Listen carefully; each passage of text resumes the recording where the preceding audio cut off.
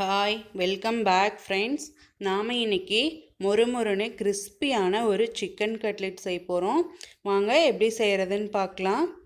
நான் இன்றைக்கி 1/2 kilo boneless chicken எடுத்திருக்கேன். இதை மிக்சியில் சேர்த்து அரைச்சி எடுத்துக்கலாம். பாருங்கள், இந்த பதத்துக்கு அரைச்சி எடுக்கணும். அடுத்து கட்லெட்டுக்கு ரெடி பண்ணிக்கலாம். அதுக்கு ஒரு கடாய் வச்சு கடாய் காஞ்சதும் அதில் 2 ஸ்பூன் எண்ணெய் விட்டுக்கலாம். இப்போது எண்ணெய் காஞ்சதும் அதில் 2 வெங்காயம் பொடி பொடியாக நறுக்கி வச்சுருக்கேன். அதை அதில் ஆட் பண்ணிக்கலாம். வெங்காயம் ஆட் பண்ணி லைட்டாக வதக்கிட்டு இதுக்கு தேவையான அளவு உப்பை ஆட் பண்ணிக்கலாம். சிக்கனுக்கு நம்ம உப்பு போடலை அரைக்கும்போது, அதனால் சிக்கனுக்கும் சேர்த்து இதில் ஆட் பண்ணிக்கலாம். அடுத்து இதுக்கு தேவையான அளவு மஞ்சள் தூள், மிளகாய்த்தூள் 2 டேபிள் ஸ்பூன் ஆட் பண்ணிக்கலாம். இதை நல்லா கலந்து விட்டுக்கலாம். இப்போது வெங்காயம் நல்லா வதங்கட்டும்.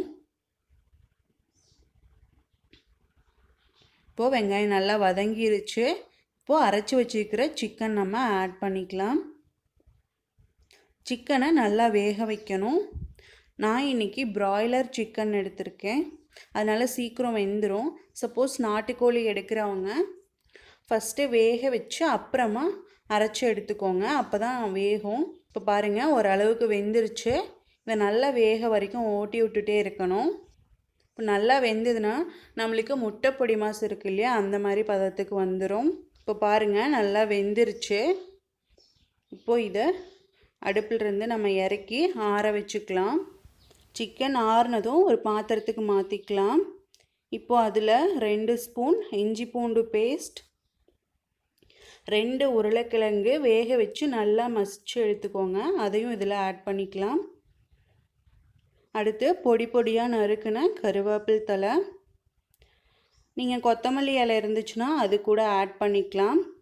உருளைக்கிழங்கு 2 மட்டும் போதும், நம்மளுக்கு உருண்டை பிடிக்கிறதுக்காக மட்டும்தான், அதனால் 2 போதுமானது. இப்போது பாருங்கள், நல்லா பிசைஞ்சு எடுத்தாச்சு. இதை நல்லா டைட்டாக உருண்டை பிடிச்சி எடுத்துக்கலாம். இப்போது இதை லைட்டாக ப்ரெஸ் பண்ணி ரவுண்ட் ஷேப்புக்கு தட்டி விட்டுக்கலாம். இப்போ உங்கள்கிட்ட கட்லெட் கட்டர் இருந்துச்சுன்னா ஷேப்புக்கு தகுந்த மாதிரி கட் பண்ணி எடுத்துக்கோங்க. இப்போது எல்லாத்தையும் நம்ம இந்த மாதிரி தட்டி எடுத்துக்கலாம். இந்த தட்டி எடுத்த கட்லெட்டை நான் 2 முட்டை அடித்து வச்சுருக்கேன், அதில் டிப் பண்ணி எடுத்து பிரெட் க்ரம்ஸில் டிப் பண்ணிக்கலாம். இப்போ இதே மாதிரி நம்ம எல்லாத்தையும் ரெடி பண்ணி வச்சுக்கலாம்.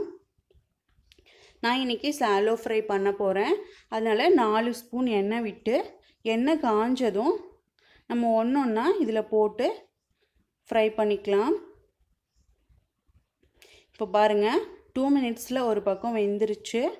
அடுத்த பக்கமாக திருப்பி விட்டுக்கலாம். இது ரொம்ப நேரம்லாம் பிடிக்காது உங்களுக்கு வேகிறதுக்கு, ஏன்னா நம்ம ஏற்கனவே வேக வச்சிட்டோம். இப்போ பாருங்கள், 2 பக்கமாக வெந்துருச்சு. நம்மளுக்கு சூப்பரான கட்லெட் ரெடி ஆயிடுச்சு. இதை நம்ம பிளேட்டுக்கு மாற்றிக்கலாம்.